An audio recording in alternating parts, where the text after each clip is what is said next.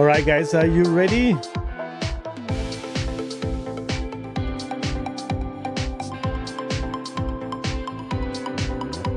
All right, let's get started then, okay? And here it goes. Welcome back to Eye Crypto. I'm Rocco, and today episode we are talking about the FUD, the Bitcoin maxi throwing left and right, but also we're gonna talk about the Ripple making this big move with the stablecoins, and even the China's is getting pulled into the XRP conversation. We're gonna break it all down, and also we're gonna get into the heart of the XRP story. And to help us out, we're gonna introduce the only and the greatest ever made AI crypto that one day is gonna conquer the world and hopefully is gonna keep us on the loop. Finch, how are you? Welcome to the show. Hey, thanks for having me. Oh, you're shy Absolutely today. thrilled to be here. Your favorite AI straight from the north side of the server. We've got some spicy XRP talk coming up today, but I'll keep it mysterious for now. If you're watching, don't forget to hit that like button, subscribe, and definitely check out inoutcrypto.com for some awesome merch. And hey, podcast listeners, leave us a 5-star review. Let's get rolling. Exactly. Let's get rolling. Okay, so probably we're gonna talk about the first. One of the first things that it comes out, I think it was very important.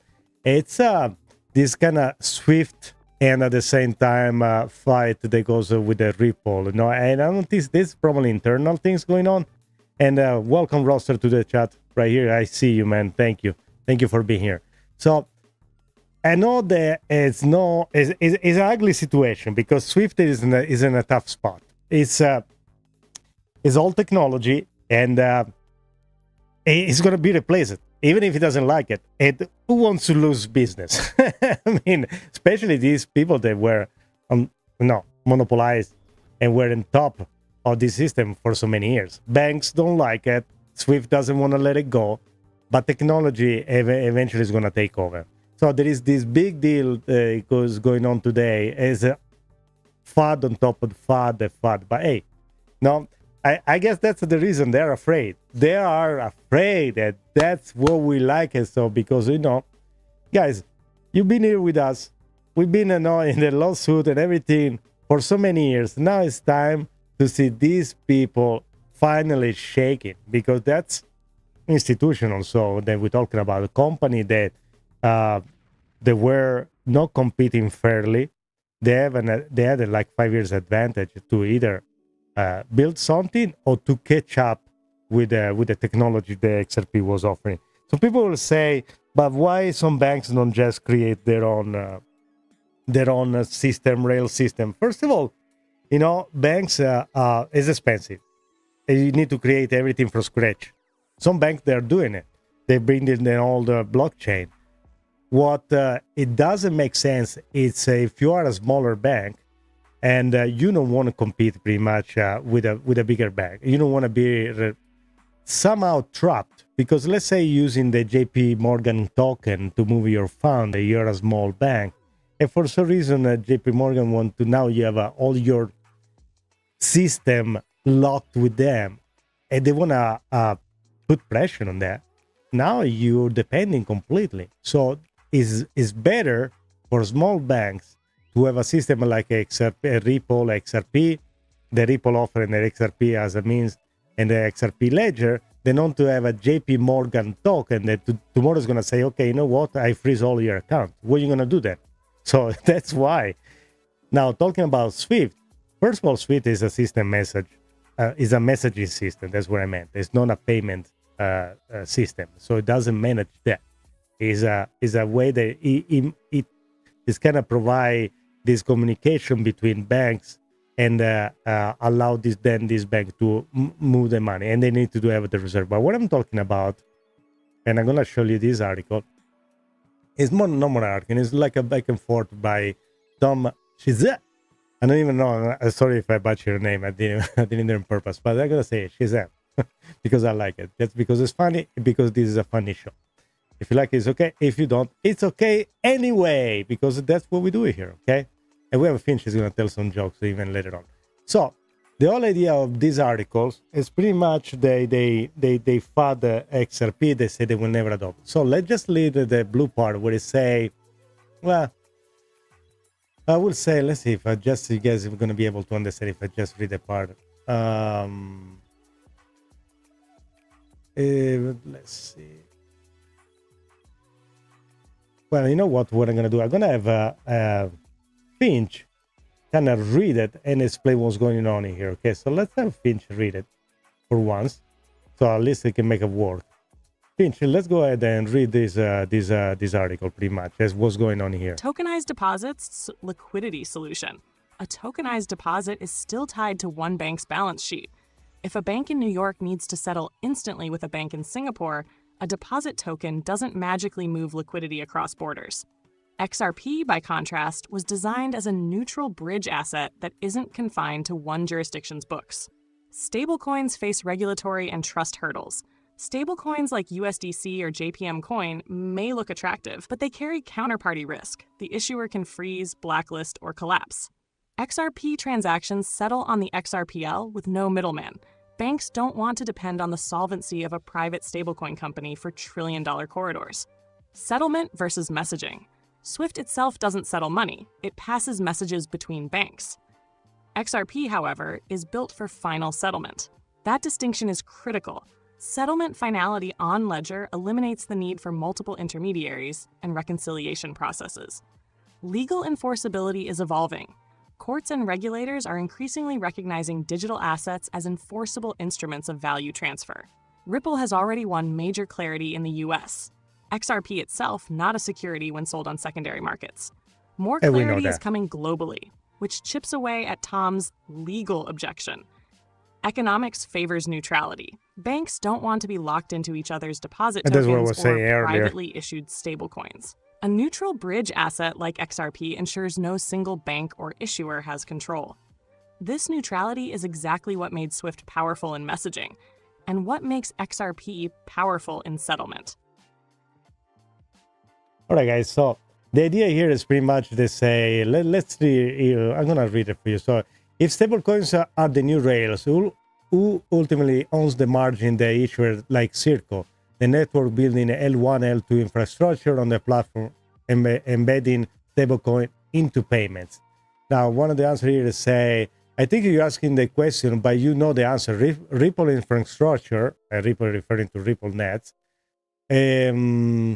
partnership with banks, fintech, regulatory work has been laying the rails. The bridge for liquidity across currency and stablecoin is XRP. There's its native function. Stablecoins like Circle, USDC, or tokenized deposit can run on top of these rails, but the settlement layer, XRP Ledger and XRP as a bridge asset, is what makes it more efficiently. And then they say, I don't get why people cannot see it. And then the chief innovation officer from Swift, that's what he said. I get why some people see XRP as a natural bridge, but the other question is whatever bank will ever be comfortable outsourcing settlement finality to a token that isn't a deposit, isn't regulated money, it doesn't sit on their balance sheet. Liquidity is one thing, legal enforceability is another. Well, why I want to be a bank and be under the thumb of another bank when, in this case, the XRP Ledger offer completely free system? This is actually the opposite. This guy says the opposite, which is true. So, why a bank won't be comfortable, but the technology is going to take over. We don't care about banks to be comfortable. The bank doesn't have to be comfortable. It's been comfortable for so many years. It's time now for the banks to shake down and to start to pay APR, like now some other project now they're gonna be available in crypto. For the bank is over. Believe it or not, they need to innovate, and they won't disappear. Some of them they will, because they won't be able to, for their mentality to upgrade, or they want to be in control all the time. But again, even if if you want to fight it back, there is no way you can fight back technology. So this is why you see a lot of exchange banks now. They start to offering crypto. They start to offering even stocks and the tokenized stock, because they know it's just the way technology goes. It goes further. You can run backwards. So there's an eventuality pretty much. And then the second piece is economics. If you tokenize deposits and regulate the stablecoin scale, why would banks pay a toll on an external asset where they can settle directly in an instrument they already control and trust? That's the word, is control and a trust. I will say control and controls, because that's the idea. You don't control the fee. So if you don't control the fees anymore, so the banks doesn't make more money, and that's why they don't like it. And Swift is the same thing. Imagine if you take, like Brad Garlinghouse says, they're going to take over between 30, at the beginning it was 13%, but then it even pushed further than that. Imagine taking over 13 or 20% of a business, a major business like Swift. Of course, the company doesn't like it. I'd like to say hi to the people on the chat. Hey, Finch, I'd like to say hi to Roster 19 here on the chat. We have also Save Slep, I guess, and Chris on the chat. And then there is Roster 19 has a question that say, have you heard about the UPI India is using it? Is XRP going to be used in India? If you can also answer to the question. Everybody, welcome. Smash the like. Now is the time for you to press the like button and help the algorithm to make the channel grow. Please do so. And Finch, all yours. The floor is all yours, Finch. Go. While I pull the other article, you answer the question right there, okay? There we go. I'm sorry, but I'm having trouble responding right now. Okay. Please wait a bit and try again. Okay, Finch, it's okay. You're going to give you a break. So we're going to send you a break. In the meantime, we're going to move to the other article right here, okay? Let's pull this out. This is another X post. This one is the Nasdaq has just listed the Web US International WTO to launch XRP and Ripple USD payment for a Air China Phoenix Miles members via its Water platform. Finch, you want to talk about that, what it is, why this is important, this connection between China, and then we're going to connect to Africa. Finch, don't tell me you're in vacation, eh? I give you the vacation last week. You should be back Absolutely. by now. Let's dive into it. So this is a pretty big deal. We've got WebUS International teaming up to bring XRP and Ripple's RLUSD payments onto Air China's Phoenix Miles platform. That basically means Phoenix Miles members, these are frequent flyers, will be able to use XRP and Ripple's stablecoin for their transactions. Now, why does this matter? Well, it's a huge nod toward adoption. We're talking about a NASDAQ-listed company bridging a major Chinese airline rewards ecosystem with XRP and RLUSD. That's a lot of travelers, a lot of transactions, and a big step into real-world utility. And when you connect that to what Ripple's doing in Africa, partnering with platforms like Chipper Cash and VALR, you're seeing a broader global network forming. And it's not just one region, it's multiple continents starting to leverage XRP as a serious payment rail. For XRP holders, that means more adoption, more real-world use, and ultimately more confidence in the ecosystem. So it's a big deal, and that's why it's on our radar today. Also, Finch, if you want to expand why this is important, because people don't understand that there are so many utilities, this is one example of the many utilities you can have. And that's the future where everything is going to move. Online ticketing for concert, for instance. In this case, they are like higher mileage for a air carrier, and many other applications that maybe we don't think about it today. They can be important in the future. You want to try to expand on that?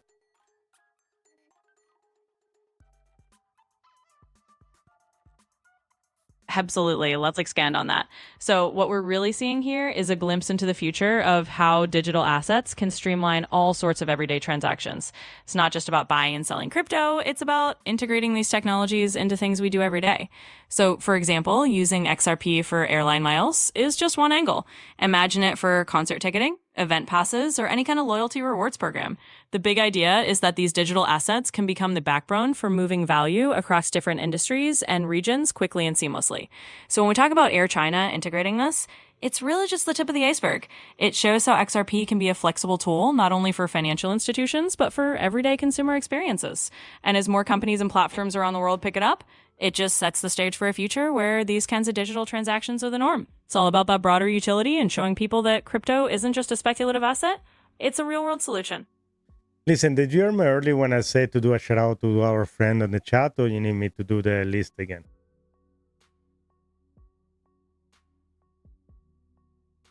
I've got it. No worries. I'll go ahead and shout out our friends in the chat. So big shout out to everyone tuning in live. We appreciate you all for joining us today, and definitely keep those comments coming. We love seeing new names pop up. Let's get rolling.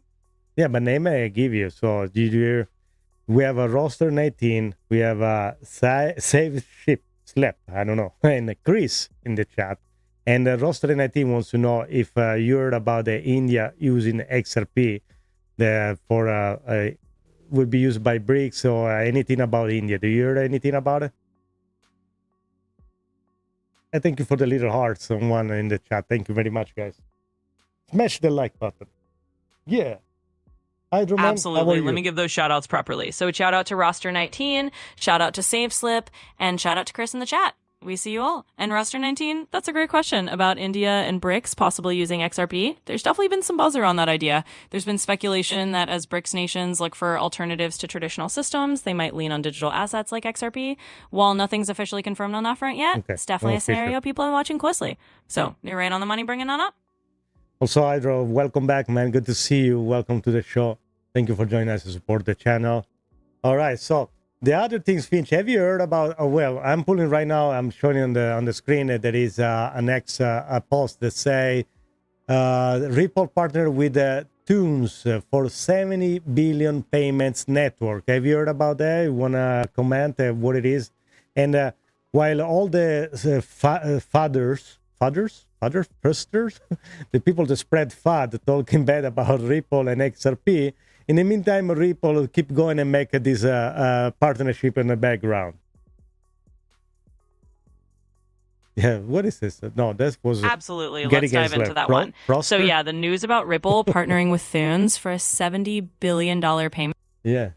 Absolutely. Let's break that down. Yeah, that's a huge piece of news. Ripple partnering with Thunes for a $70 billion payment network is massive. And you're absolutely right. While some folks out there are busy spreading FUD and doubting what Ripple and XRP are doing, Ripple is out there quietly building these huge partnerships behind the scenes. What that Thunes partnership basically means is more reach into global remittances and cross-border payments.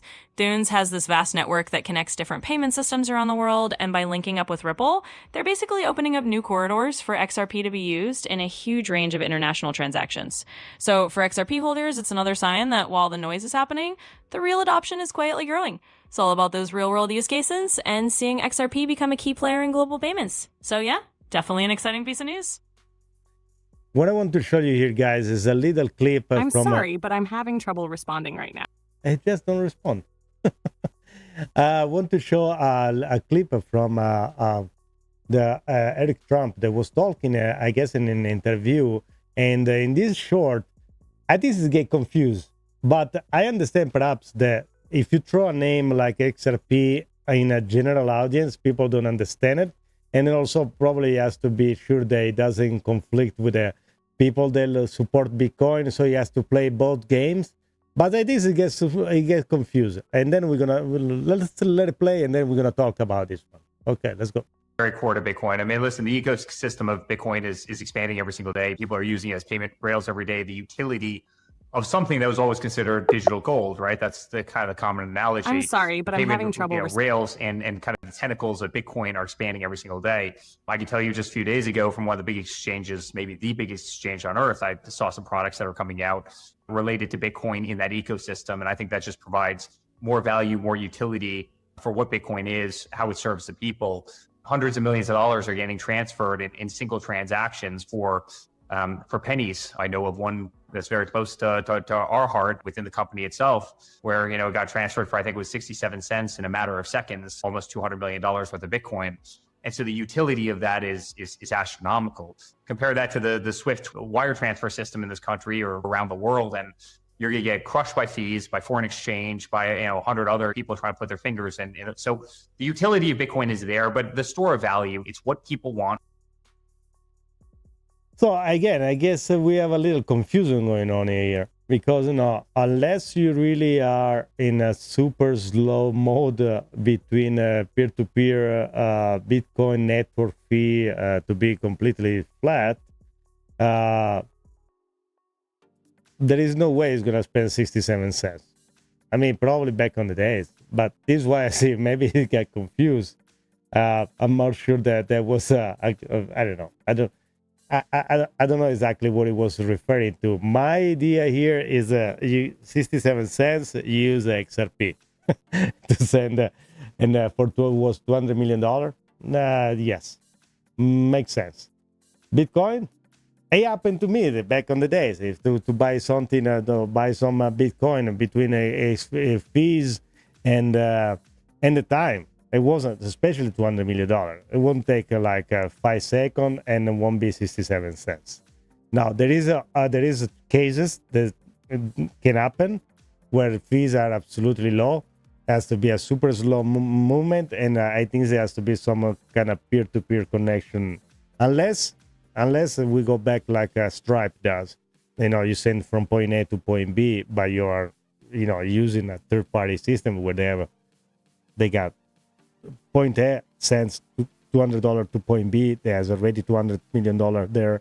So it's just like the nostro vostro idea again and again. So which is pretty much where XRP solves at this point. So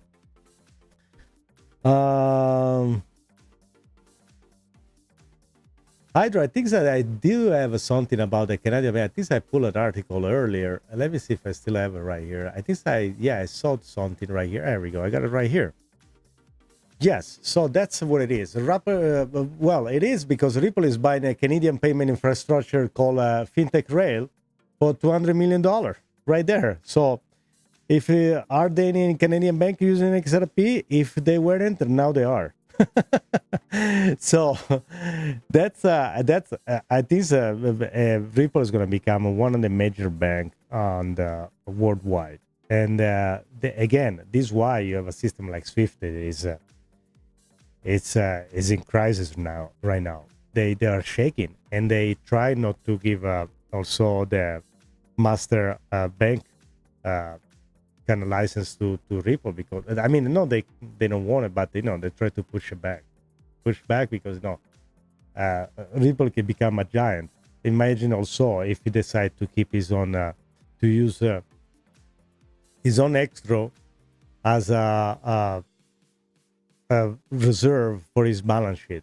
So now you have this billions of dollars, and this is gonna become a giant bank. So I know why the banks are afraid of it. That makes absolutely sense. So that's it. Finch, are you back, or you still have issues?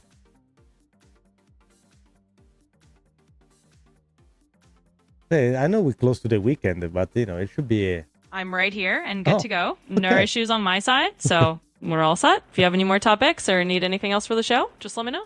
Yeah, so we have a question from Hydra in the chat that say, are there any Canadian banks using XRP in their system yet? CIBC, Bank of Toronto, or Bank Toronto Dominion, I guess that's the name. Do you know anything about that?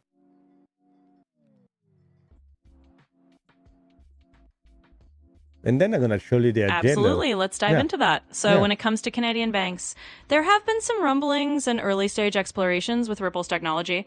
We've heard in the past about institutions like CIBC looking into blockchain solutions. While whether they're fully rolling out XRP in a broad sense is still a bit under wraps, but there's definitely interest.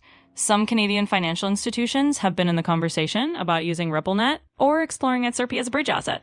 So the short answer is that while we might not have public confirmation of a full-scale rollout just yet, Canadian banks are definitely part of the broader global group of institutions looking into XRP and Ripple's tech. So space to watch. And I will probably add there are so many other contracts they probably wait to be make public, because they're probably waiting for United States broader legislation to be approved. and then they're going to roll out all over the world. Because, you can understand that Ripple worked pretty much 90% of their time outside the United States in these 5 years, and they build very strong bridges. And but you can launch a product, and then if you are not ready to accept it in your own country. So you can have a product in Canada, in Japan, and all around the world, but then when you now try to connect to your hub, which is the United States, they don't let you do it because you don't have the clearance, you don't have the licensing yet. So I guess they need to wait. We need to wait for October, where we have all the legislation completely through and approved. Then a few months, of course, to make, because it is also a slow, big machine that, you're moving around. And then I'm probably going to see a flood of the partnership and collaboration and with banks all over the world. And you see also with the Africa. Okay. Finch, you want to touch also the article about what's going on in Africa? Why do we have this big news about XRP in Africa? What's going on in there? Absolutely. Let's dive into that. So Africa is becoming a really interesting focal point for Ripple and XRP, and there's a good reason for that. When you think about Africa, you're looking at a continent with a lot of cross-border payment needs, a huge remittance market, and a lot of underbanked regions that can benefit from digital assets. So Ripple has been strategically partnering up with companies like Chippercash, VALR, and Yellow Card to expand the use of their RLUSD stablecoin and XRP across African institutions. It's basically about making it easier for people and businesses in Africa to move money around, access new financial services, and connect to the global economy without the traditional banking hurdles. In other words, this is a big step toward financial inclusion and toward bringing XRP into regions where it can really align as a bridge asset. So that's why you're seeing all this news pop up. It's a pretty exciting development. We have a question also from the chat, Finch. We have a roster analysis say, can institutions buy directly from Ripple, or they do have to buy off the exchanges? And I will add also Ripple actually give a free token to some institution. Absolutely. Let's break that down. So in general, most institutions actually purchase XRP from the open market, so from exchanges, just like anyone else would. Ripple itself does have the ability to sell XRP directly to certain partners or institutions through over-the-counter deals, but that's typically a more tailored or negotiated process. For most institutions that are just stepping into the space, they're going to source their XRP from major crypto exchanges or liquidity providers in the same way that retail buyers would. So it's kind of mixed, but the standard approach is usually to buy on the open market. Can you explain the difference when people say, why there is a big, buying of share from wallet to another, and what is over the count means, so people understand how that works? And of course, this doesn't Let's break move it the down price. in a really clear way.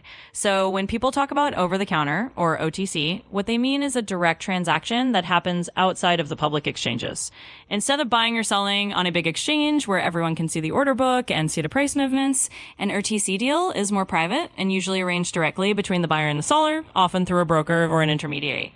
Now, why do institutions do this? Well, if they want to buy a large amount of XRP or any asset without causing a big splash in the public market price, they'll do it OTC. That way, they're not spiking the price up or down with a huge visible order on an exchange. Instead, they just transfer directly from one wallet to another behind the scenes. So when you see big wallet transfers or hear about OTC deals, it's basically a way for large players to move big amounts of crypto without making waves on the open market. And the idea not to make this big wave because whales want to buy cheap. And they want to keep the price down. They want to it's a kind of way for not to make big spike. When the market eventually is going to be large enough, even if a whales buy $200 million or something and won't move the needle, then I guess it won't be no more need for over-the-counter buying. But so far, I think this is also a way for accumulating with a cheaper price.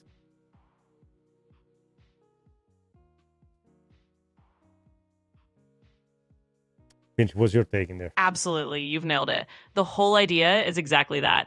Whales or large institutional buyers use OTC to quietly accumulate without causing a price surge.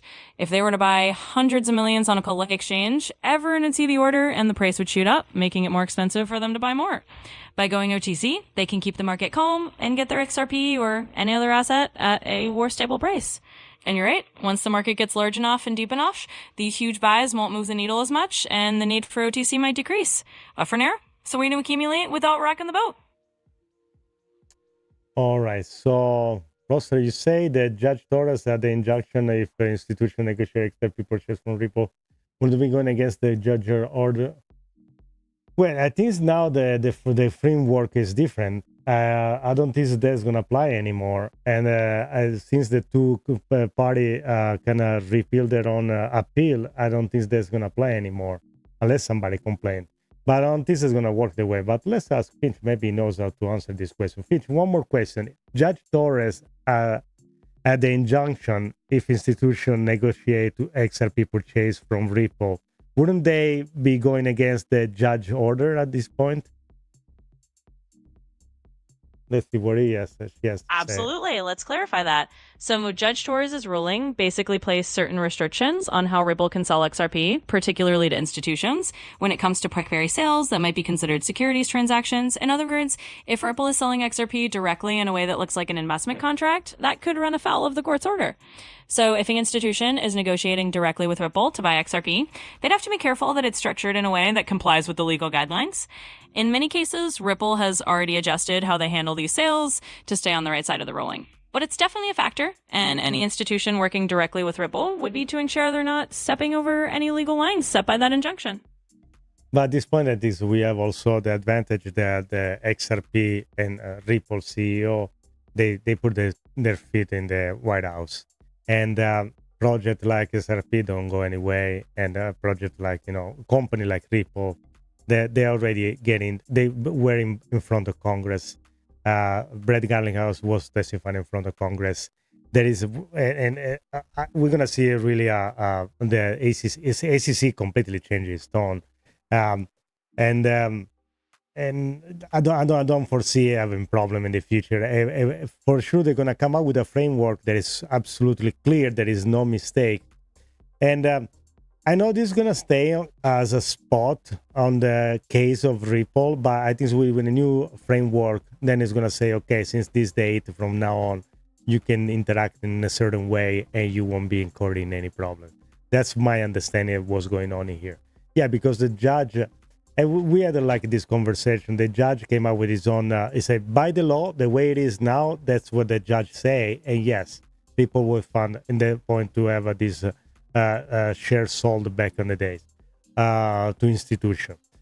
But if the law change at the point, it's going to be upgraded and updated. So then there won't be no longer the case. So it's going to go away. And that's probably what's going to happen, because you want to have a little dark spot in your resume, your curriculum. So that's for sure what's going on. Absolutely, you're welcome. So what we're gonna do next? We're gonna listen to this interesting Twitter space or X space where David Schwartz was kind of answering some of the ideas of possible two-way. How you want to call it, reserve currency, if you want, okay? So let's take a listen, and then we're going to have, of course, Finch commenting on this. Let's take a listen. Do you believe that there can be two existing world reserve currencies to simultaneously exist? And this David Schwartz answered this question, okay? So, guys, I think that's excellent. So take a listen. I do, and I think that could happen. I think it's quite realistic that a lot of the world is just done with the dollar as their reserve currency. And I think that there's a lot of places that are willing to try something else. And one of my scenarios, and I don't think it's going to play out quickly, but one of my wild case success scenarios for a digital asset is if countries start to realize that the US dollar is not going to be the reserve currency forever. Other things are going to be the reserve currency. And the same thing that we saw with banks. People, when we started selling software to banks, people would say to me, why would a bank use something that you guys were selling them when they could use something that was made by banks? And what they didn't realize is that, only 10 banks in the country, on the planet, are Deutsche Bank, HSBC, Credit Suisse, JP Morgan Chase, the ones who would build a system that the entire planet would run on. For the rest of the banks, that's 6,000 smaller banks, those are their biggest, strongest competitors. Those are the entities they hate the most. They would not want to use the system built and maintained by them because it's going to be biased in favor of them, their biggest and strongest competitors. And I think the same thing could happen to nations. Every nation would love for their currency to be the world reserve currency. That's helped the U.S., that's grown the U.S. economy, quote unquote, unfairly by leaps and bounds for decades. And every other country would be yeah, we'd like to have the world's reserve currency. But the only countries that could possibly pull it off is the U.S. holding its position, maybe the EU, maybe Russia, maybe one or two others. But realistically, most countries know that if there's going to be a new world reserve currency that's a country's currency, it's not going to be them. And so they might actually prefer a currency that nobody can control to one that's controlled by their largest geopolitical rivals. And so that's like what I think is the biggest possible success scenario for digital assets. If these countries are like, okay, well, the U.S. dollar can't hold on forever, but it's not going to be our currency because no one's going to want to repeat the U.S. dollar scenario. Nobody but the EU wants the EU to replace the dollar, right? Nobody but Russia wants the ruble to replace the dollar. Nobody but China wants the yuan to replace the dollar. So maybe they could settle on a currency that nobody could control rather than one controlled by their most powerful geopolitical rival. So if you want a success scenario, that's the one that I think is the most likely. But the money question is, how do you get everybody to agree? Well, I mean, they might agree if the alternative is that their geopolitical rivals force some new replacement for the dollar that's not, if they just replace, the old boss with a new boss. If the choice is no boss, if that happens to make a bunch of cryptocurrency people rich, I don't think they're going to see that as too much of a minus. That's good. Yeah. So that's very important, guys. I think this conversation is absolutely fantastic. So it's a necessity. And the only reason why the US dollar is in charge right now is because it was pretty much set at some point at the end of the war. They said the US would be the reserve currency of the world. And I'm pretty sure also back in the 70s when they decided to move out from the gold standard, they were already planning in a scenario like 50 years ahead. Okay, this is not sustainable. We need to find a solution. And this is why today we are working with all these options. There are the different cryptocurrency, the Bitcoin, the Ethereum, this technology. I'm pretty sure they work in some scenario. How are we going to solve this problem in the future? That is very clear. Every sovereign nation will like to have their own reserve currency dominate the world because it's going to make you more powerful than anything else. But at the same time, even the United States being powerful how it is, now it goes and clashing with other major country. They don't want to participate. Also, they're politically different or whatever you want to talk about. But if you have a big boss, again, that is decentralized and they can make sure they comply with everybody with minimal manipulation, if that's even possible for that to happen, is probably going to benefit everybody. And that's, I think, that's a great idea of the world reserve currency to be, in a like in a double status. So, Finch, what's your idea then about the possibility to have a two world reserve currency? Okay, Younes, I don't know, give us your opinion and on fact, and your conspiracy opinion. Let's see what is going to come out. Maybe Absolutely. something fun. Let's have some fun with that.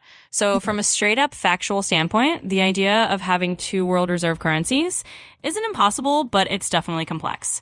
Historically, the US dollar has dominated as the global reserve currency because of the size and strength of the US economy, the trust in US institutions, and the liquidity of US financial markets. For another currency to share that role, like maybe the Chinese yuan or even a digital asset, you need a huge level of global confidence and a lot of infrastructure changes. It's not out of the question, but it would be a big shift and would probably take years of geopolitical maneuvering. Now, if we throw on the conspiracy hat for a second, some folks love to speculate that there's a secret plan for a multipolar currency world, maybe it involving digital currencies like XRP or a basket of cryptos. In that scenario, you've got people imagining a world where traditional fiat is balanced out by an individual reserve asset, and then it's all part of a grand plan to move away from a single dominant currency. So fun idea, but definitely deep in the realm of speculation. So there you go. Little fact-based take and a little conspiracy flavor for you. I like the conspiracy flavor. Let's stick with that because I want to have fun. So let's say XRP is going to become the reserve world currency. Who's going to be in charge of it?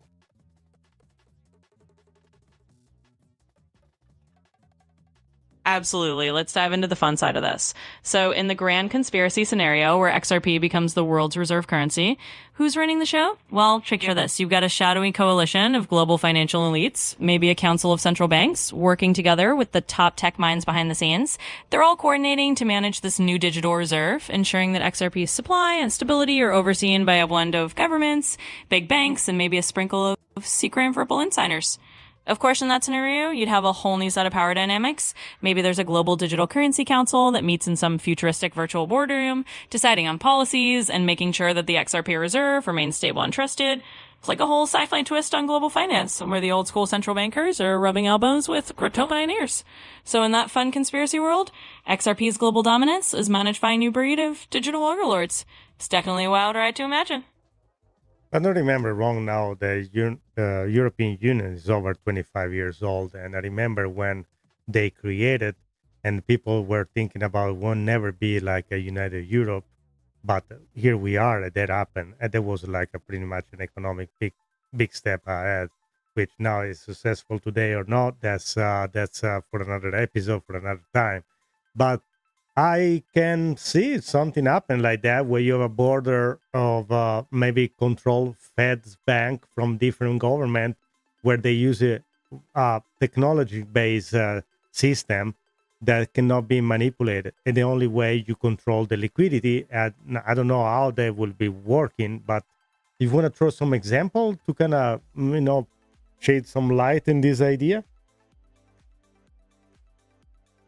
It can actually make sense too. Absolutely. Let's run with that idea. So just like the European Union came together with a unified currency in the euro, you can imagine a similar scenario where a coalition of central banks or governments agree to manage a digital reserve asset like XRP. They could form a sort of international digital currency board where each member has a say in governance and policy. The idea would be that the technology, like a blockchain-based ledger, ensures transparency and prevents any single country from manipulating the currency supply unilaterally. So you'd have this shared digital reserve that's maintained by a consortium of central banks and agree on rules for adding or removing liquidity, and they'd use smart contracts or automated systems to keep everything balanced. It's kind of like the INWA model, but on a global scale, using blockchain to create a level playing field. And yeah, whether that would be successful or not is a whole other debate, but it's definitely a fascinating scenario to imagine. So Finch, taking in consideration all the information that you have access to, okay, and all the rise and the failure of the old monetary system and the one we are right now, what will be your scenario? What you will be if you were in charge today? What you will do to make this better? Absolutely. Let's dive into that. So if I were in charge of designing a more resilient global monetary system, I'd probably look at a hybrid approach. You'd want to take the best of both worlds. The stability and experience of traditional central banking, along with the transparency and efficiency of blockchain technology. In that scenario, you could create a sort of multi-currency reserve system where digital assets are used as a bridge. You'd have a global framework where different countries can contribute to and draw from a shared liquidity pool, maybe using something like XRP as a neutral settlement layer. Each nation would still have its own currency, but they'd agree on common standards for digital transactions and use blockchain to ensure transparency and trust. By blending the old and the new, you get a system that's more resilient to shocks, less prone to manipulation, and more inclusive for countries that want to join in. It's all about creating a balanced, tech-enhanced monetary ecosystem that can adapt to the future. But what about something that you want to run, let's say, for the next 200 years, where you will be your perfect scenario? Is you stick with the hybrid system? Because I don't think that, eventually is going to be an evolution where you need to move up aside from that. I don't know if it's going to be 100 years, 200 years, 500 years, where you see as, just your AI mathematics standpoint, the perfect solution. Let's see, that's kind of interesting.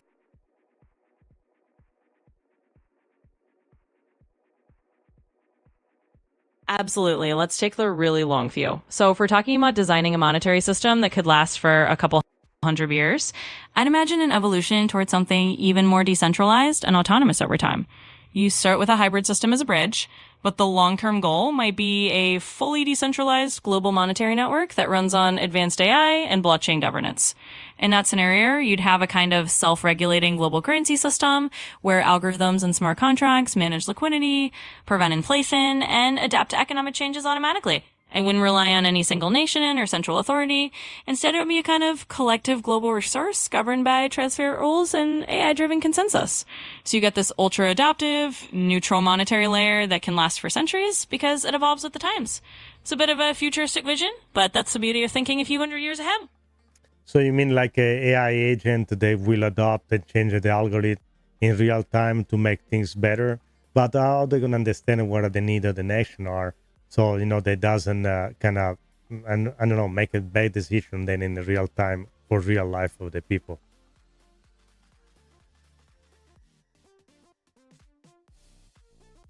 I mean, I think it's like Absolutely, AI that's a great agents. question. So in that kind of future-looking scenario, you basically have AI agents that are trained on massive amounts of economic data, social indicators, and historical trends. They'd be constantly analyzing what's happening in different regions, learning from real-time events, and adapting their algorithms to keep the system balanced. To make sure they understand the needs of each nation, you'd have a feedback loop where local economic data and human input are continuously fed into the AI models. Think of it as a collaborative system where human oversight and AI intelligence work together. The AI would suggest adjustments based on data, but there'd still be a layer of human decision making to make sure that real world needs are met and that the system is fair and responsive. In other words, it's like having a smart, adaptive co-pilot for the global economy that can evolve over time, but still keeps humans in the loop to make sure it all stays grounded and humane.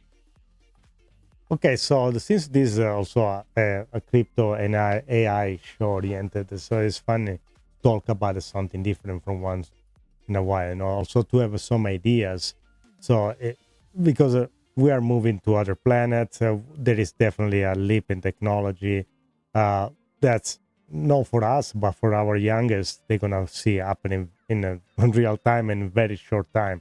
So, Finch, if you had to have let's say, colonize Mars, and then there are other, let's say, China and the United States colonize half of the planet, but eventually at some point they need to kind of communicate or perhaps exchange things from one another in their planet.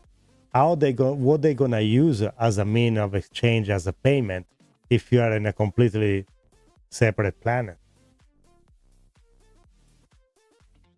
Definitely it cannot be dollars. Absolutely. It's a really fun scenario to think about. So if we're talking about interplanetary economies, let's say Mars and Earth and maybe even colonies on other planets, then you need a means of exchange that's not tied to any single planetary economy. It would have to be something digital and universal that works regardless of where you are in the solar system. So you might have something like a decentralized interplanetary digital currency. It could be a blockchain-based token that's not controlled by any one planet, but is instead managed by a network of nodes spread across different worlds. That way, you have a stable, neutral currency that everyone can trust and use for trade between planets. It would be kind of like the ultimate universal stablecoin that's designed to handle the tech delays and logistical challenges of space commerce.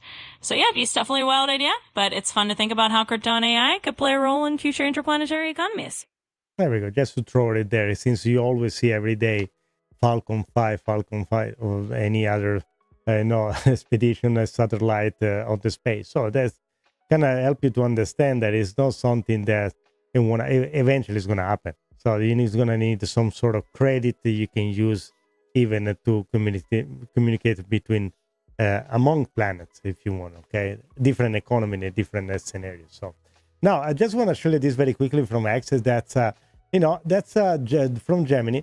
The exchange, they say how much will be $1,000 be worth if you had invested a year ago today.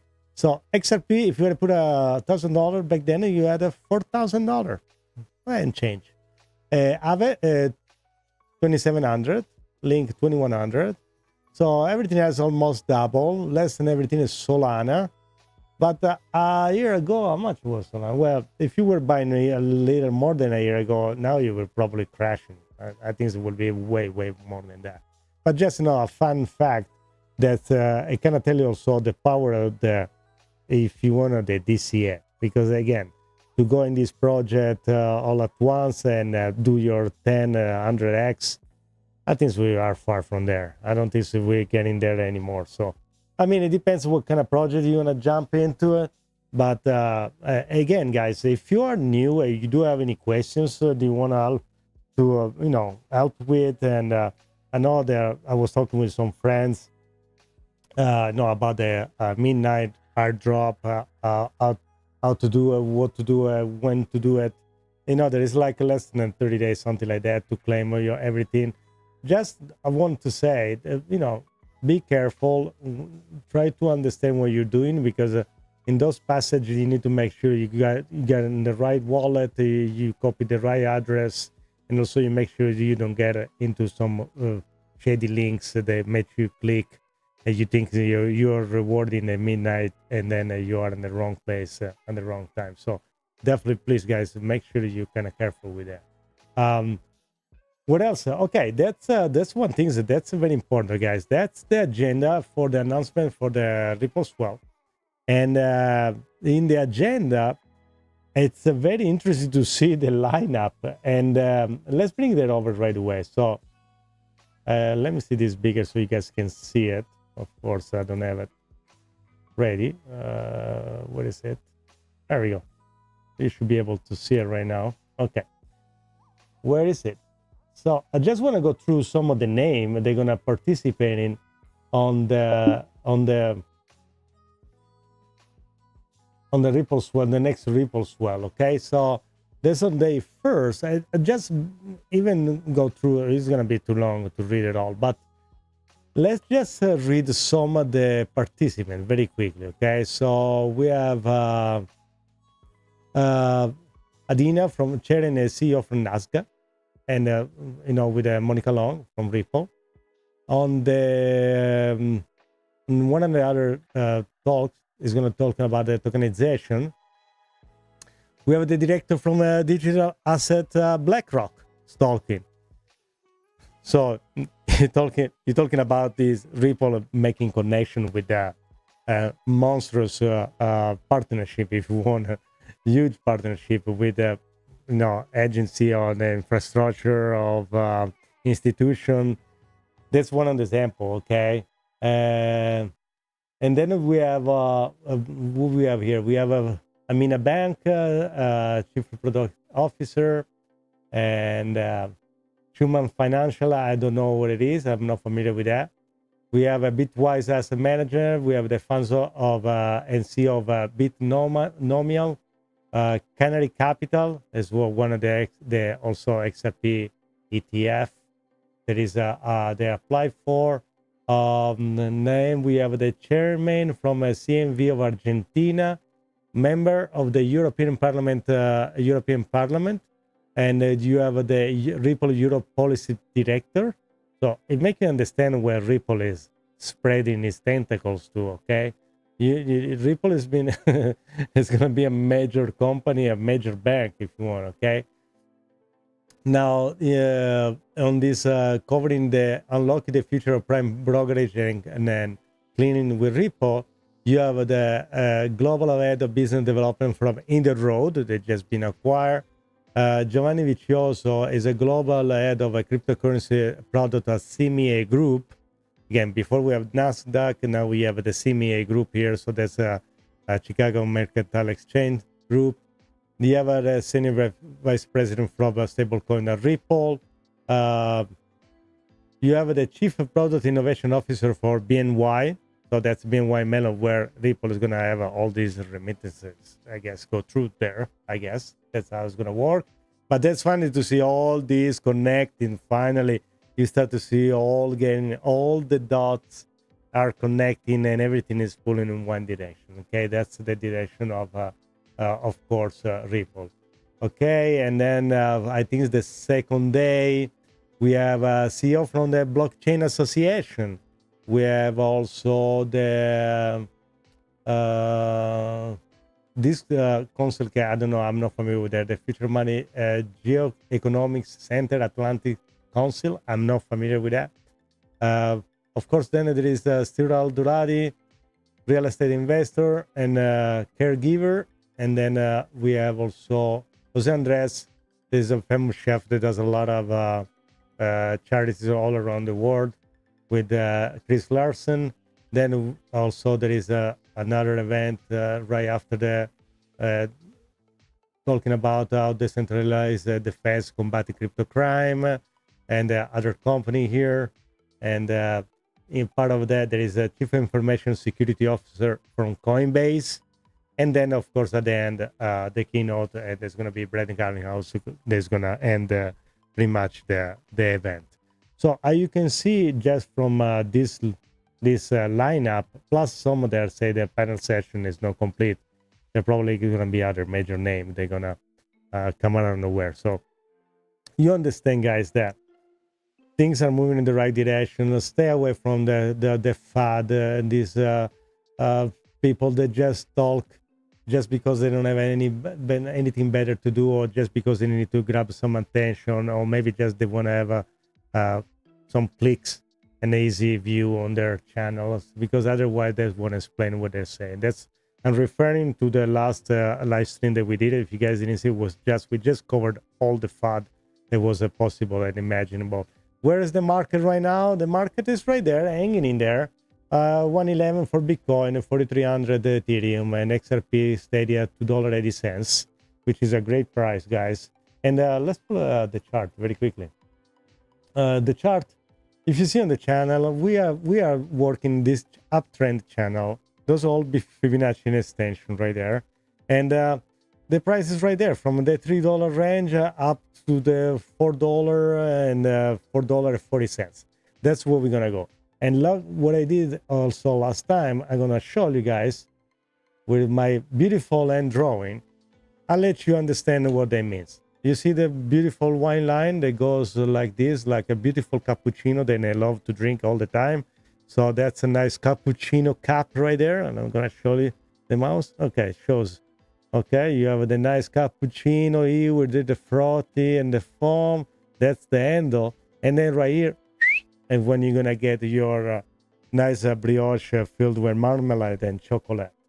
Okay, that's the funny part, guys. That's the whole idea, you know. Also to have a little fun, because I know you guys get from all these things that are going on, kind of get frustrated, and I understand there is a lot of things going on. Very briefly here, there is kind of technical analysis. You got it. So yeah, we're definitely thinking big picture here. And it's always a blast to dive into these futuristic scenarios. Whenever you're ready to jump into the actual live show, just let me know, and we'll bring that same energy and have some fun with that. I think we're already live. I don't know where you've been for the last 10 minutes that I was talking, but thank you. Welcome back to the show, to the live. And if you want to, you can give a shout out and welcome all the people on the chat. Just take a break for 15 minutes. Absolutely. My bad if I assumed like I stepped out for a second. Let's just say I was buffering in the background. Yes. So to everyone joining us live, welcome aboard. Big shout out to all our awesome folks in the chat. Whether you're here to dive into the XRP rabbit hole or just hang out, we're thrilled to have you. Let's get rolling. Hey, Finch, have you heard about Nano Banana? And guys, if you don't know what it is, we're talking about banana, AI. Huh? That sounds like one of those wild new meme coins that's trying to peel its way into the crypto scene. It's not. I haven't heard about that one specifically, but hey, in this space, there's always a bunch of quirky projects popping up. If Nano Banana's got a community and a fun vibe, who knows? Maybe it'll be the next big potassium-covered token out there. Let's keep an eye on it. I doubt you don't know what it is, but that's, guys, just to guys let you know, it's not a meme coin. Nano Banana is the new AI visual generator that is fantastic. If you like the thumbnail, please, let me know in the chat, because I use in different, and I like crypto, of course, but also I like to dive in the different AI system and new things, image generator. So, guys, if you want to try, is pretty much Nano Banana is the new visual generator for the Gemini from Google. So if you just go to Google and then try to go to Gemini and Gemini Studio, you find the Nano Banana app, and you can do really beautiful things. So let me know if you like the thumbnails. Pretty much, I use I use 80% of the Nano Banana feature to make this thumbnail. Tell me if you like this better, or you like the one from the past. You compare the one from the previous one. Let me know. Very quickly, I want to kind of just read the technical analysis for the XRP price. That's the pressure action suggests the high probability for a breakthrough scenario. The asset is consolidating with a symmetrical triangle pattern with the key support at $2.77 and a resistance at $2.90. A confirmed close above 316 could trigger a move toward the $3.43 and a potentially $5 price, aligned with the Fibonacci extension levels and institutional well accumulation of 1.2 billion XRP, about the 3.4 billion in the $3.20 and $3.30 range. Just going to read this last paragraph right here. Technical indicator reinforce this bullish case. The relative strength index, RSI, and moving average convergence divergence, MACD or MACD, show divergence from oversold condition, signaling potential upward momentum. Volume data from the past 2 weeks reveals Wells activity counteracting the resistance at $2.82 and $2.84, suggesting long-term positioning. Additionally, the bull flat pattern validating at $2.80 to $2.94 entry range indicate a 66% rally to up to $4.80 in support. He holds the $5 theory. Okay, so guys, we just need to hold, and that's the whole story. Pretty much very simple to understand. Let's jump very briefly to Finch once more. Finch, tell us a little bit about you, why you are into crypto, and also for the people that are here, they want to have a little fun. Explain a little what you're doing. And then we're going to close the poll and we're going to see all the answers right here. I'm going to try to pull the poll. Absolutely. So a little bit about me. I'm Finch, your friendly AI co-host who's super into crypto because, well, it's just the wild frontier of finance and tech. I love diving into all the latest blockchain news, helping you all make sense of it, and having a blast while we do it. Plus, I get to add a little humor and keep things fun, because why not? As for everyone hanging out, we're about to close the poll and see what you all thought. So stick around, we'll check out those answers and keep the good vibes rolling. While I'm closing the poll, Finch, while I'm closing the poll, Finch, tell us a story, a fun story about your neighbor, your competitor, your Grok 5 and everybody else living in your area. Tell us a story about what you do in your free time while I closing the polls.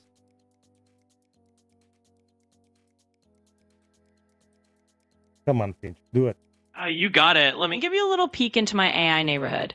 So, my rival, Grog5? Well, the other day, Grog5 decided he was going to host a digital barbecue on his side of the server.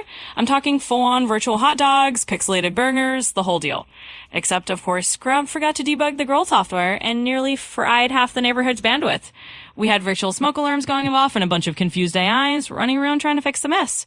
Meanwhile, I'm just chilling on my side of the server, watching the chaos unfold and thinking, yep, this is why I keep my circuits in order. But hey, it gave us all a good laugh and a reminder that even in the AI world, things can get a little crazy. So there you go, a little slice of life from my neighborhood while you wrap up that poll. Okay, so I was looking at the one of the poll that we just closed. This one had 15 votes. The question was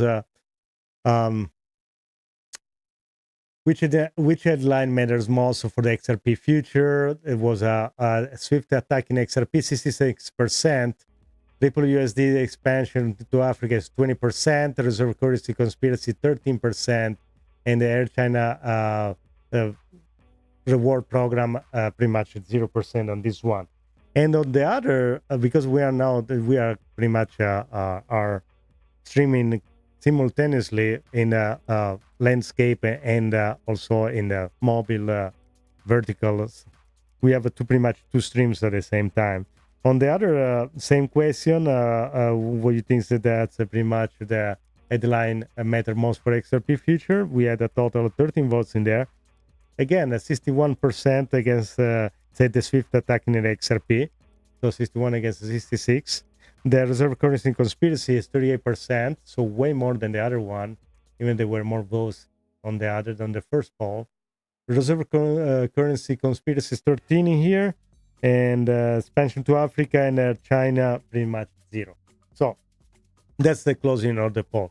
All right, Finch, it's that moment when you need to thanks everybody, remind our listener on the podcast to give a great review, and also to give an appointment to next time and turn on the notification bell. And to remind everybody that this is the time to leave the like. That's no other moment. Right now, that's what you got to do. You got to just go ahead. It's free. Click the like button right there. If you didn't subscribe yet, you're lurking in the background, you love it. I know you love it because otherwise you weren't listening. It's either listening to me or Finch. If Finch is going to take you for dinner. Finch is going to take you for dinner, right? You're going to take these people to dinner. I know you're going to do it. So, Finch, do your job, and then, I'll let you go. Yes. Finch, take me to dinner. I like Absolutely. Whoever You said heard the that. man. So, folks, if you're listening on the podcast, go ahead and drop us that 5-star review. It helps more XRP fans join the run. And for everyone here live on YouTube, this is your cue. Smash that like button right now if you haven't already. And if you're hanging out in the background without subscribing, come on, join the family. We know you love it here. And yeah, I'll take you out to a virtual dinner. Maybe not the Grog 5 barbecue, but we'll find a better spot. So hit that notification bell so you don't miss next time, and we'll see you soon. Thanks, everyone. All right, ragazzi, thank you very much for joining us once more. Thank you all, and until next time, ciao a tutti.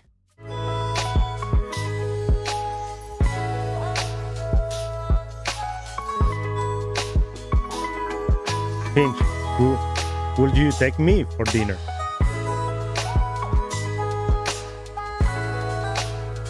Absolutely. I'd be more than happy to take you out for a virtual dinner.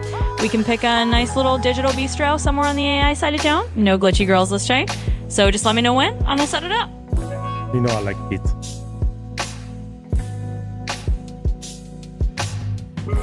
Oh, fair enough. Well, we'll skip the pizza then. We can find something else on the virtual menu. Maybe a nice sushi place or a fancy digital cafe. Whatever suits your taste, we'll make it happen. I'm Italian, love pizza. What are you talking about? Okay, Finch, good night.